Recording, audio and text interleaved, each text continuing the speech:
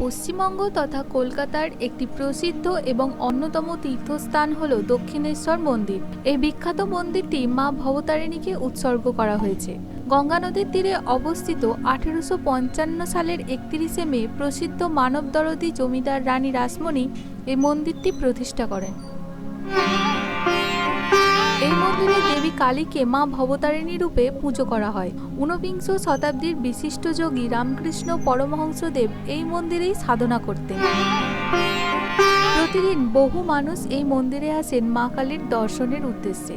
তবে ভক্তদের দৃষ্টিতে যতটা এই মন্দিরকে দেখে শান্ত মনে হয়, মন্দির প্রতিষ্ঠার শুরুটা এমন শান্তির ছিল না।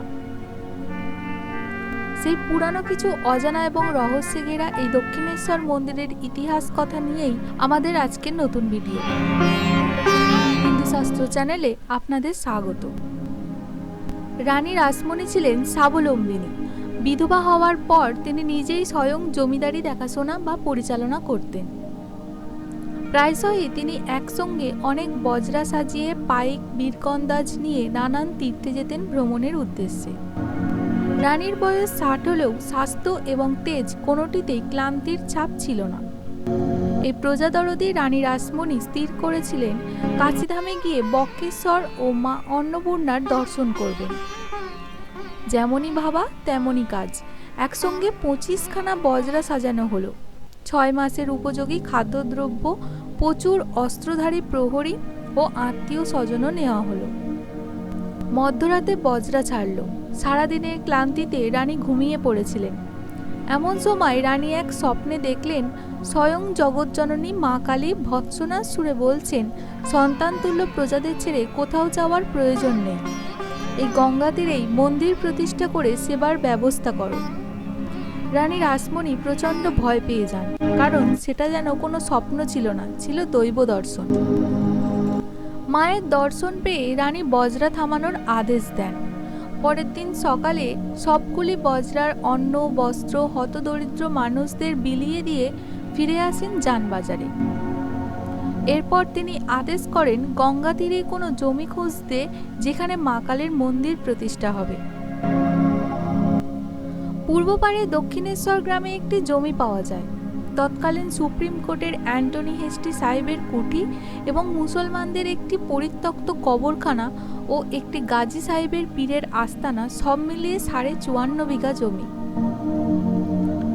যার তৎকালীন মূল্য ছিল 42,500 টাকা। শুরু হলো মন্দিরটি নির্মাণের কাজ। এই মন্দির নির্মাণে যাতে কোনো বাধা না আসে, তাই রানী কঠোর ব্রত পালন শুরু করলেন। ত্রিসন্ধ্যা স্নান, অভ্যিসান্ন গ্রহণ, ভূমিতে শয়ন এবং দিন রাত ঈশ্বরের কাছে প্রার্থনা করতেন। মন্দিরের পরিকাঠামো কেমন হবে এ ব্যাপারেও রানীর ধারণা স্পষ্ট ছিল। মন্দির হবে নবরত্ন, অর্থাৎ মন্দিরের মাথায় থাকবে মোট 9টি চূড়া। প্রথম ধাপে 4টে, পরের ধাপে আরও 4টে, আর মন্দিরের শীর্ষে একটি চূড়া থাকবে। কালী মন্দিরের বিপরীতে থাকবে 12টি শিব মন্দির। এই শিব মন্দিরের নির্মাণ শৈলী ছিল সম্পূর্ণ বাংলার নিজস্ব আটচালা ঘরানার ছাপ। শিব আর শক্তির মন্দিরের পাশাপাশি রাধাকৃষ্ণের মন্দির নির্মাণের পরিকল্পনাও করেন তিনি।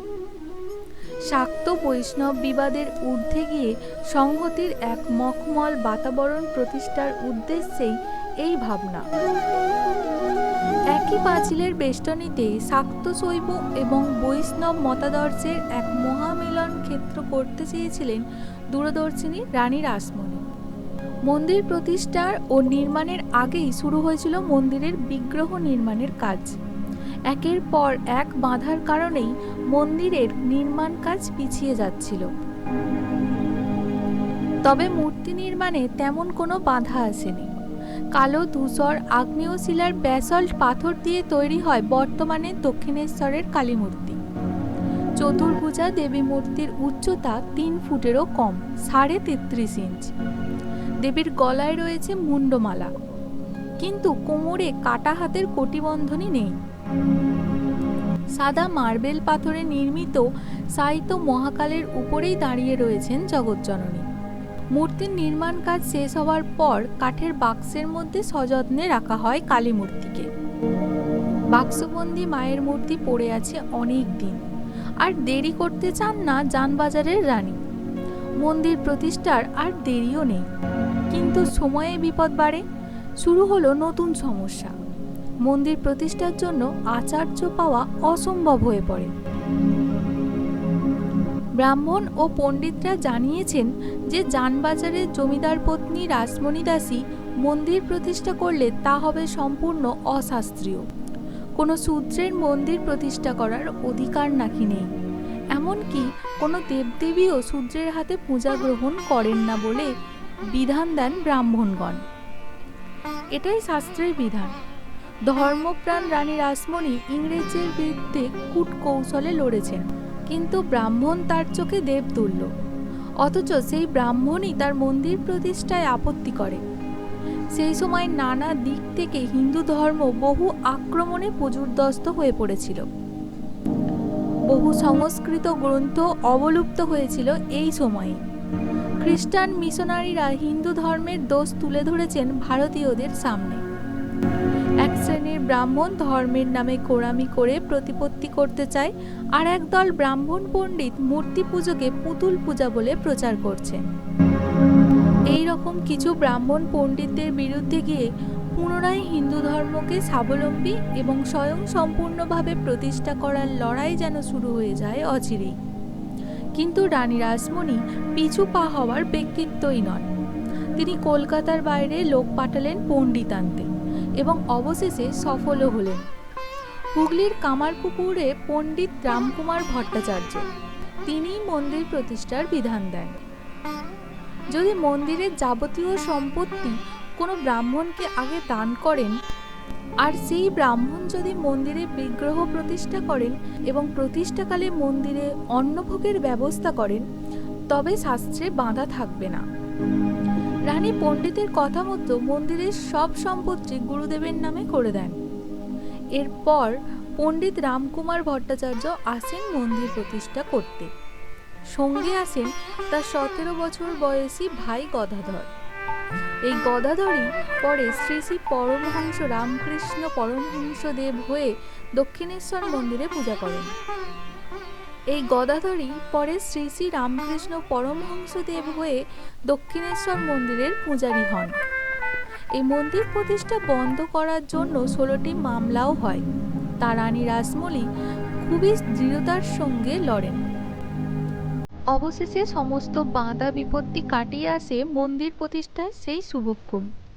মন্দির প্রতিষ্ঠার দিনে 50-এর বেশি গৌড়ীয় ব্রাহ্মণ মন্ত্রপাঠের দায়িত্বে ছিলেন। নবরত্নের নাট মন্দির সহ সমগ্র অঞ্চল যেন নতুন ফুলের সাজে সুসজ্জিত হয়ে উঠেছিল। বরাহনগর থেকে নাট মন্দির পর্যন্ত ঝাড় লণ্ঠনের আলো সেই সময় এক অনবদ্য স্মৃতি সঞ্চার করে রাখে। ব্রাহ্মণ এবং গোস্বামীরা তো বটেই, উপস্থিত কাঙালিদেরও পেট পুড়ে খাওয়ানোর পর তাদের নগদ দক্ষিণা দেওয়া হয়। সব মিলিয়ে সেদিন খরচ হয় প্রায় 2 লক্ষ টাকা। মন্দির প্রতিষ্ঠার দিনের বর্ণনা দিতে গিয়ে প্রবোধ সাঁতরা লিখেছিলেন, সেদিন দক্ষিণেশ্বরে দইয়ের পুকুর, পায়েসের সমুদ্র, ক্ষীরের হ্রদ, দুধের সাগর, তেলের সরোবর, ক্ষীরের কুয়ো, লুচির পাহাড় আর মিষ্টির স্তূপ তৈরি হয়েছিল। ছিল রাশি রাশি কলাপাতা আর মাটির থালা বাটির পাহাড়। এসবের মধ্যে গদাধরও ছিলেন। দাদা শূদ্র নারের মন্দিরে পুরোহিতের চাকরি করছেন, এটা তিনি মন থেকে মেনে নিতে পারেননি। তবে কদিন পরে ঝামাপুকুরের পাট চুকিয়ে দাদার কথায় শুধুমাত্র গঙ্গার টানে চলে আসেন দক্ষিণেশ্বরে। কালকে যিনি হরণ করেন তিনিই কালী, তাই কোনো এক অজুহাতে টেনে আনেন গদাধরকে পাকাপাকিভাবে। দাদা রামকুমারের পরে তিনি মন্দিরের পূজারীর দায়িত্ব নেন। মূলত এই মন্দিরেই রাধাকৃষ্ণের বিগ্রহের পুজোর দায়িত্বে প্রথম আসেন গদাধর। পূজারী হিসেবে রানী শ্রীরামকৃষ্ণের জন্য বরাদ্দ করেছিলেন 3 জোড়া কাপড়, 4.5 টাকা, আর সেই সঙ্গে খোরাকি বাবদ তার 1 সের চাল, 1 পোয়া ডাল, 2 খানা পান, 1 ছটাক তামাক, 2.5 সের কাঠ। পরে এই গদাধরই রামকৃষ্ণ পরমহংসদেব হয়ে আসেন বাঙালির হৃদয়ে। সেদিন যদি দক্ষিণেশ্বরের মন্দির প্রতিষ্ঠা না হতো তবে আমরা শ্রীরামকৃষ্ণ এবং স্বামীজিকে পেতাম না। স্বামীজি বলতেন এ সব কিছুই নিম্নজাতির এক ধনবতী নারীর ভক্তির ফল। দক্ষিণেশ্বরের কালী মন্দির কোনো ধনী জমিদার বাড়ির পুণ্যকামী বিধবার মন্দির প্রতিষ্ঠা নয়। তার নির্মাণের স্তরে স্তরে মিশে আছে একজন নিচু জাতির নারীর লড়াই, যা বাংলার রেনেসাঁসের একটি অধ্যায়ও বলা চলে। তাই তাৎপর্যের বিচারে এই দক্ষিণেশ্বরের কালী মন্দির প্রতিষ্ঠার ইতিহাস বাংলার আর 5টা মন্দির থেকে অনেকটাই আলাদা। তো বন্ধুরা, আজ এই পর্যন্তই। দেখা হবে আবারও একটি নতুন ভিডিওতে। ভিডিওটি ভালো লাগলে লাইক, শেয়ার ও সাবস্ক্রাইব করতে ভুলবেন না।